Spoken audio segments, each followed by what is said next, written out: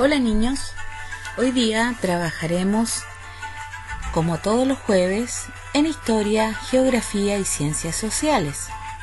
Trabajaremos las páginas 68 a la 75 y seguiremos viendo características de nuestros pueblos originarios. Entonces nos vamos a disponer en un lugar cómodo con nuestro libro y nos vamos a poner a trabajar. El propósito de esta clase será relacionar las principales características geográficas de las zonas habitadas por algunos pueblos originarios de Chile, con los recursos que utilizaron para satisfacer todas sus necesidades de alimentación, abrigo y vivienda. Y obviamente nos acompañará nuestro amigo Pichintún.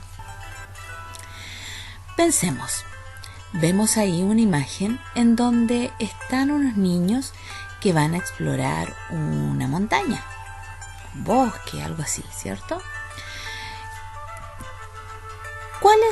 Pensemos nosotros, ¿cuáles son nuestras necesidades básicas? ¿Cómo hacemos para satisfacerlas? ¿Qué haríamos si no encontráramos los recursos necesarios para satisfacerlas? ¿Se imaginan ustedes cómo sería nuestra vida sin aquellos medios para satisfacer estas necesidades? ¿Podríamos vivir? Pues bien, imaginémonos entonces que nos vamos a vivir a una montaña. ¿Cuáles serían aquellas necesidades básicas que necesitamos nosotros? ¿Qué necesita el ser humano para vivir? A ver, piensen. Muy bien, alguno puede decir que necesita agua. Sí, el agua es primordial, ¿cierto? ¿Qué más, aparte del agua? También podemos decir que el alimento. Si no nos alimentamos, no podríamos vivir. Aparte del agua, del alimento, ¿qué más podría ser? Bien, algunos podrían decir que necesitamos una casa donde guarecernos del frío, del viento, de la lluvia, de la oscuridad. También necesitamos vivir en un lugar cómodo. Otros podrían decir que la ropa, vivir en una montaña en las noches muy frío.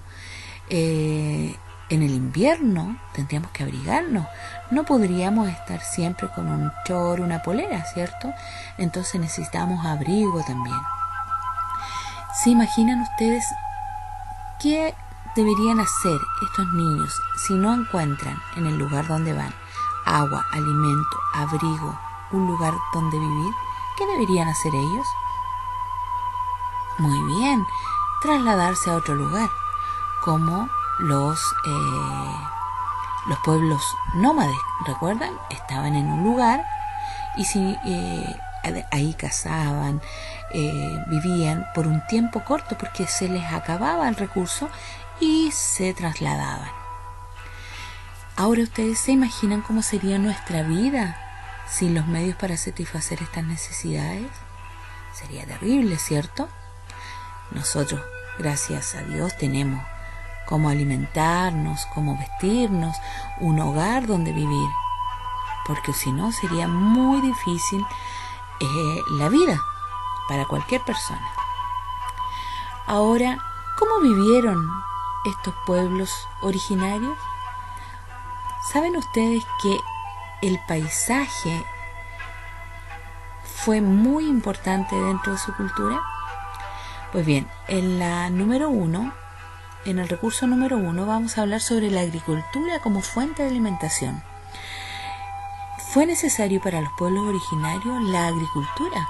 Esta fue practicada por distintos pueblos. En la zona norte, las terrazas de cultivo permitieron aprovechar la escasa agua del paisaje árido. Sabemos que en el norte de Chile no llueve casi nunca. Entonces las personas, los pueblos, debían pensar muy bien cómo cultivar para aprovechar la escasa agua que tenían. Este método de terrazas, que era así en los cerritos, como ustedes ven, como unas escaleritas que aparecen ahí, se utilizan hasta el día de hoy para cultivar papas, trigos y quinoa. En la figura que está más abajo, las mujeres mapuches en el pasado y también ahora en el presente educan a los más jóvenes para no perder sus tradiciones, transmitiendo el respeto a la naturaleza y aquella forma de cultivo que pudiesen necesitar para satisfacer todas sus necesidades. Y ahí vemos huertas familiares, sus productos y la forma en que se cultivan reflejan la cultura.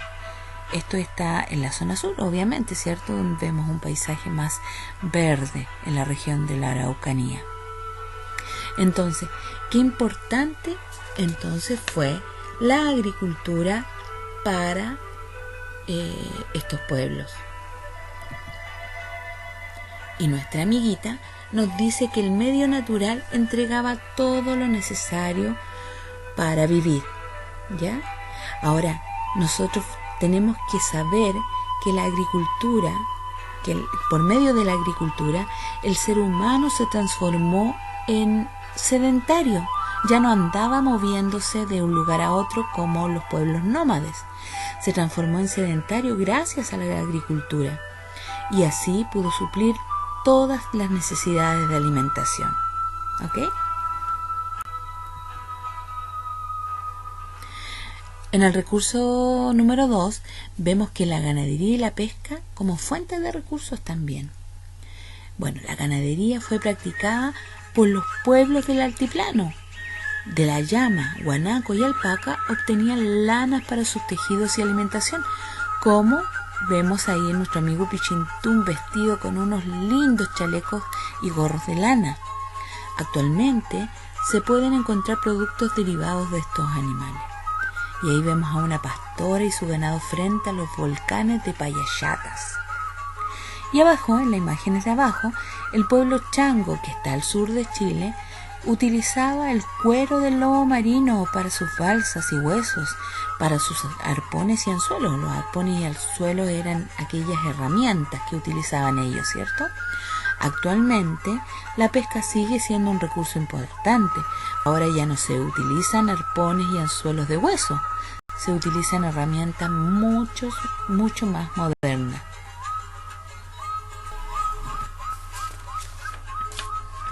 Y las viviendas de ayer y hoy. Fíjense que ahí tenemos una huta y una ruca. Las hutas eran viviendas aymara construidas con piedra, barro y paja. En la antigüedad, una huta y una huta en la actualidad. ¿Ya? Recuerden que los aymara vivían en la zona norte, como nuestra amiguita ahí. ¿Ven el paisaje?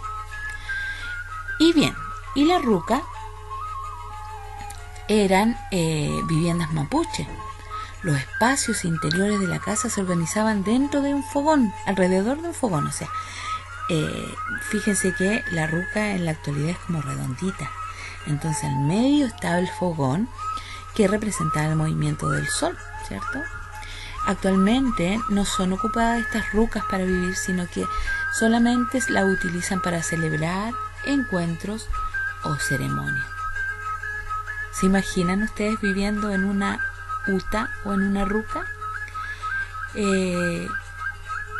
Yo creo que eran familias muy unidas, porque si se reunían en torno a un fogón, y obviamente en esos tiempos no había televisión, no habían celulares, deben haber sido familias muy unidas y que se conversaban mucho, ¿cierto? Ahora, muy distintas a las casas que tenemos hoy en día, porque no creo que en esa ruca puedan haber habido divisiones para separar las piezas, la cocina, ¿cierto? Bueno, y tenemos las herramientas de su diario vivir. Tenemos ahí la cusi, que es una piedra que aún es utilizada por el pueblo mapuche para moler los alimentos. Fíjense ahí arriba, están moliendo seguramente trigo para ir haciendo harina. Después, en la imagen del medio, la yaquitaya, y se utiliza hasta la actualidad para labores agrícolas en la zona norte. Miren, eso no lo conocía yo. También en la imagen de abajo la taika, que era un canasto utilizado por los Selkman para recoger mariscos. En la imagen, las mujeres Selkman marisqueando en el Cabo Peñas, al sur del Río Grande, en la isla Grande de la Tierra del Fuego. ¿Ya? Entonces, nos vamos dando cuenta la importancia de estas herramientas, del cómo vivían, del cómo utilizaban la tierra todos estos pueblos originarios para ir supliendo sus necesidades básicas. Y recordemos que las necesidades básicas eran la alimentación, la vestimenta. Obviamente influía también el paisaje, porque si nos damos cuenta, nuestro país, como es largo y angosto, tiene zonas marcadas, la zona norte, la zona central y la zona sur. Y por lo mismo, las viviendas, por ejemplo, de la zona norte eran muy distintas a la zona sur. La vestimenta de las personas de la zona norte o de los pueblos de la zona norte también era muy distinta a la de la zona sur. ¿Bien? Ahora, ¿cómo se expresó su cosmovisión? Vimos en un video de la clase anterior qué era la cosmovisión, ¿ya? Bueno, los pueblos originarios expresaron su cosmovisión en distintas ceremonias y festivales. Por ejemplo, las celebraciones para marcar un nuevo ciclo de la naturaleza. En el recurso número 1, el pueblo mapuche celebra el Huiñol Tripantú, que es el regreso del sol. Y ahí hacen una ceremonia muy maravillosa que hasta el día de hoy se celebra a nivel nacional. En el recurso número 2 tenemos el Machac Mara, que es una celebración aymara. Con una celebración de bailes y cantos se dio paso a la conmemoración del Machac Mara. La mañana del 21 de julio se realizó la Pagua, en la que se pide a la Pachamama y al Tata Inti la buena ventura para el pueblo aymara. Pues bien, ahí hay palabras que no conocemos muy bien. Y, por ejemplo, yo no conocía la palabra Pagua, y que es una ceremonia de agradecimiento. Y la Pachamama yo la había escuchado, pero no tenía mucha idea de qué se trataba. Pues la Pachamama es nuestra Madre Tierra. Y el Tata Inti, entonces, es el Padre Sol. Ahora ustedes saben por qué celebran el inicio del nuevo ciclo en junio. ¿Y qué relación tiene este mes con las características de la naturaleza? Pues bien, yo creo que tiene que ver con los cambios de estación, ¿cierto? Lo vamos a ir averiguando para poder comentarlo. Y también tenemos ahí una ceremonia del Jaín, celebrada por los Selkman, que es un pueblo del sur, ¿cierto? Antiguamente se celebraba a los niños que pasaban a ser adultos, enseñándoles distintas tradiciones. En esta fotografía muestran hombres Selkman pintados con tari, que son los dibujos tatotémicos usados en la danza del Kewanitz. ¿Ya? Ahora, el pueblo Rapa Nui, su música y su danza. Las danzas y cantos se transmiten en ellas historias o relatos que explican su cosmovisión. O sea, todas las canciones de los Rapa Nui de ese pueblo originario explicaban esto. En sus cantos explicaban la historia. Estos cantos, estos bailes son dedicados a todos sus dioses, a la naturaleza y lo más importante también para ellos, que eran sus antepasados. Sabemos que ahí se levantan moai, ¿cierto? Y estos moai representan los antepasados de cada familia. Ahora, el pueblo Rapa Nui ha logrado conservar su historia, ¿cierto? Ellos son muy fervorosos de conservar aquello que los convirtió en el pueblo que son ahora, ¿ya? los niños en la escuela, los niños Rapa Nui en la escuela hablan en Rapa Nui, celebran bailando y cantando siempre, ¿ya? Y ahí tenemos a nuestra amiga Pichintún vestida de Rapa Nui.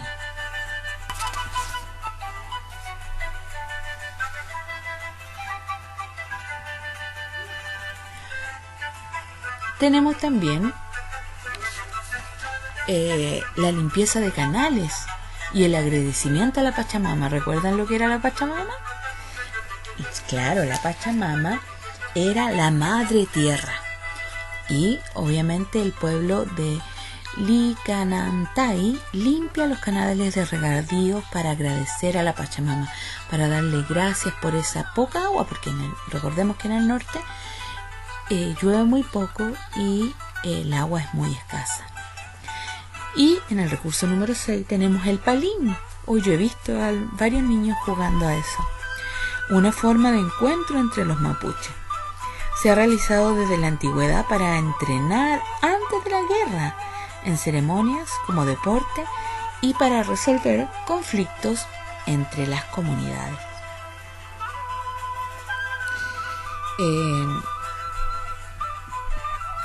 Y la pintura rupestre es un testimonio que dejaron los changos y también los pueblos originarios. En esa pintura, si ustedes observan, se puede ver la caza de lobos marinos y ballenas desde las balsas y algunos arqueros cazando guanacos. Mire qué importante, ¿eh? Yo creo que era la manera de conservar aquellas tradiciones, porque esas pinturas existen en este momento y gracias a esas pinturas nos hemos dado cuenta y los investigadores se han dado cuenta de cómo era la vida de estos pueblos en la antigüedad. ¿Y qué significa rupestre? Que está hecho sobre rocas o en las cavernas. Miren qué interesante. Y los instrumentos, obviamente, tan importantes para los pueblos originarios. Los sukis se utilizan hasta ahora en los carnavales de los pueblos andinos para festejar a la Pachamama. Miren. Y el kultrung es un instrumento sagrado del pueblo mapuche. Qué importante entonces toda esta la pintura, los instrumentos, los juegos que utilizaban estos pueblos originarios. Pues bien, ahora los voy a dejar hasta aquí y les voy a invitar a ver un hermoso video que va a ser una sorpresa para ustedes. Un beso grande, los quiero mucho y recuerden leer su libro, ver los videos para que vayan aprendiendo más sobre muy importantes culturas de nuestros pueblos originarios. Un beso y hasta pronto. Empezar. 1, 2, 3.